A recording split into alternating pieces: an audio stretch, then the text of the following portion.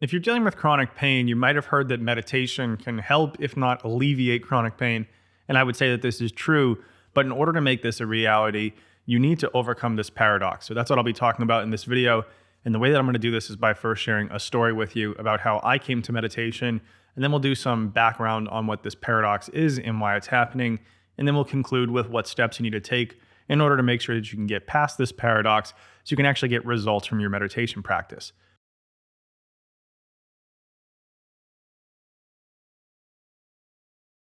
So back in 2018, I hit rock bottom in my chronic pain healing journey. I had just graduated from PT school. And a little backstory here, I had more than 8 years worth of symptoms at this point. I had become a personal trainer and then a doctor of physical therapy with the assumption that I needed to know more about what was going on in order to fix my body. And while I had some techniques that helped and some knowledge that was certainly helping other people, I was really still struggling. So this was a rock bottom point. There was a lot of pressure on this moment to be able to heal myself through physical means. And that wasn't the case. So I finally took my girlfriend's advice and I started to meditate.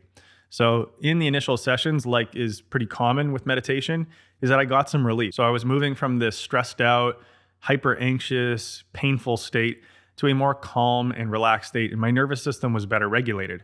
So I got this idea, and this is the idea that most people get when they start meditating, that the point of meditation was to get into this calm, relaxed state. So in the next several sessions, what would happen as my awareness increased, I would notice the anxiety, I would notice these unpleasant sensations, and it would actually feel like I wasn't making progress. Now, I stuck with the practice because I'm stubborn, and I was convinced in my head that this was like the new thing, and this was going to be the one thing that was going to get me better. So I started doing 40 to 60 minute sessions every single day, sometimes 1 to 2 times a day.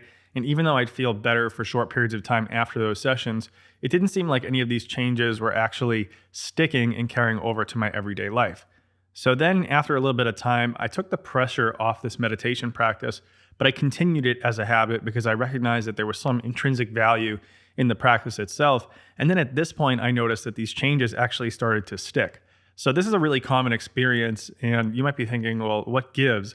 So you were meditating in order to overcome chronic pain and sticking with it, but then once you stopped really caring about whether or not it had an impact on your pain, then it started to work. And yes, this is a really common experience, and it really has to do with meditating from the perspective of the ego. So if you don't know what the ego is what can be considered a protective or boundary function. So the function of the ego is to make us feel separate. It makes us either want to feel separate from things or want things. And so it's very much a part of us that is identified with our physical form. So when we're in a chronic pain situation, obviously fear and threat and protective mechanisms are all engaged. And so the ego becomes very strengthened. And under these circumstances, what usually happens is that we won't just feel like the ego is a part of us, but we'll actually start to feel like that ego is one and the same with us. We call this phenomenon ego identification. And so usually the first step in healing from chronic pain is breaking identification with this ego. Now, the problem is the ego always wants to cling on to things, control them, and feel separate. But this is in conflict with the goal of meditation, which is to let go and realize that everything is actually connected.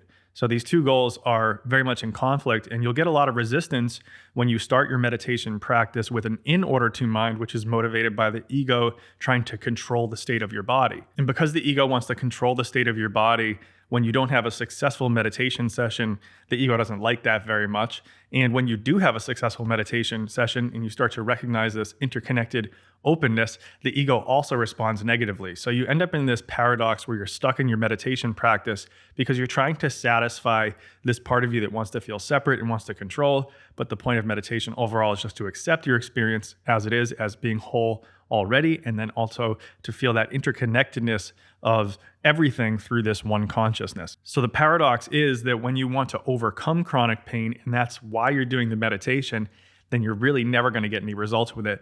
But once you let go of needing to do the meditation for the purpose of overcoming chronic pain, and you really just make the goal being a better and better meditator, then you'll start to notice that these symptoms and things that you're experiencing will actually start to fade away. Now, a lot of this is tied into this initial separation from identification with the ego, because once we don't feel the same as the ego and we recognize it as just one part of us, then we can relax those protective mechanisms.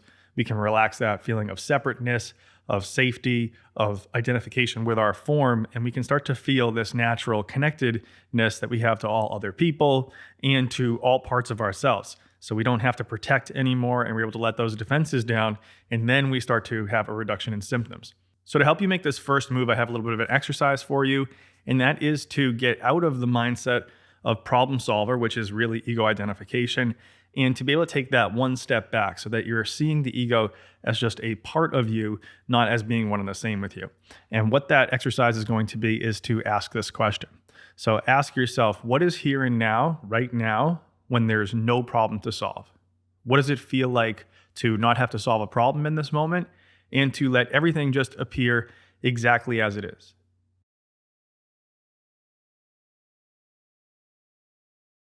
And then another point of inquiry that you can use here as well is to say something to the effect of, I'm okay with this pain. I could live with this every day for the rest of my life, and that would be totally fine. Now, you might not believe this in the beginning, but what you should do is say that to yourself. Even say it out loud. It'll feel a little goofy, but it'll actually be beneficial for you. Say it out loud, and then just pay attention to what your reaction is to that. Pay attention if you can just kind of even fake that for a second and feel what it would be like to not have to care about the outcome, to disconnect yourself from this feeling of having to cling to and control your experience and really just let go. And I think what you might find in that moment is that you're able to break from that ego identification.